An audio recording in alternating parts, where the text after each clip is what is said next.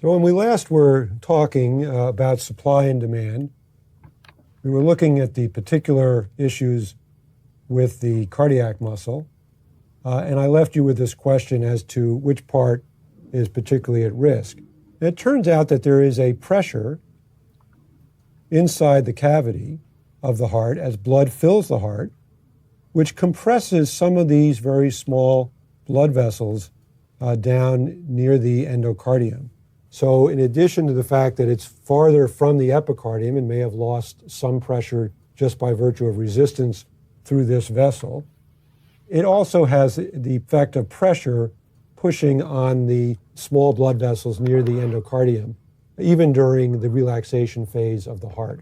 So this area, what's called the subendocardium, because it's right beneath the lining of the inner side of the heart muscle, is particularly at risk for supply and demand deficiencies, or deficiency of supply relative to the demand that it has.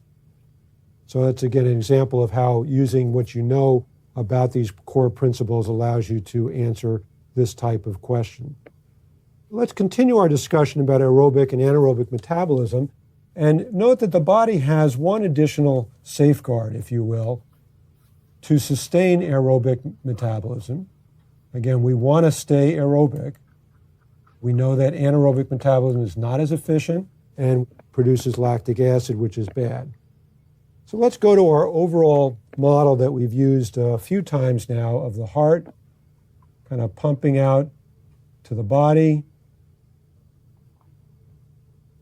coming to organs and tissues, and then returning via the veins. So we've got, again, our heart here.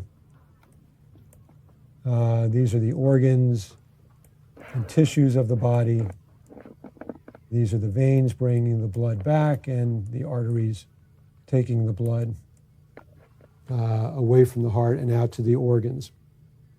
And we know that the oxygen delivered is the oxygen content of the blood, what we'll call the Ca, because A for arterial, the oxygen content of the blood times the cardiac output.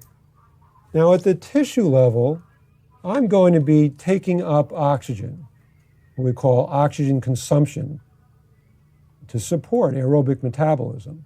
I'm literally taking oxygen out of the blood, but I don't take every speck of oxygen that's in the blood, in the arterial blood, out of it.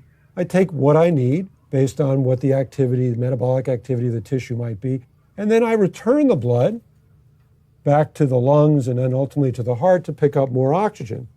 And so I could describe how much oxygen is going back to the heart by looking at the venous content, CV for vein, so it's the oxygen content in a vein multiplied by the cardiac output. The cardiac output is the same throughout the entire system. In a normal resting person, about 5 liters per minute.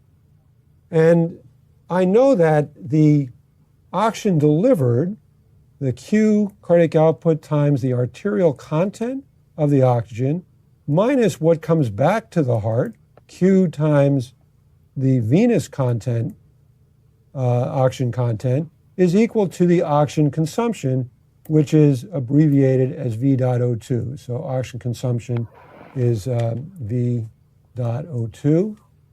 And so I have that sense of being able to put this together, and then I can just rearrange this equation, the cardiac output times the arterial O2 content minus the venous O2 content is equal to my oxygen consumption. Now, if I have a problem such that my delivery goes down, what happens if this delivery goes down? Delivery of oxygen decreases.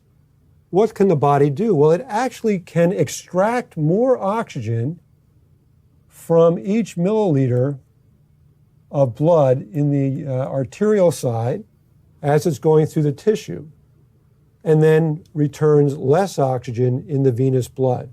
So this ability to extract more, to increase the difference between the CaO2 and the CvO2 by extracting more oxygen, allows me to stay aerobic if something happens to my heart and the Q goes down, the cardiac output goes down.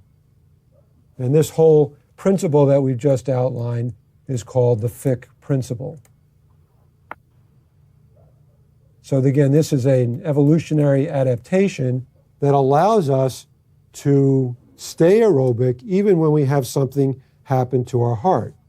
Now let's take one more moment to look at this graphically and pose you with a question.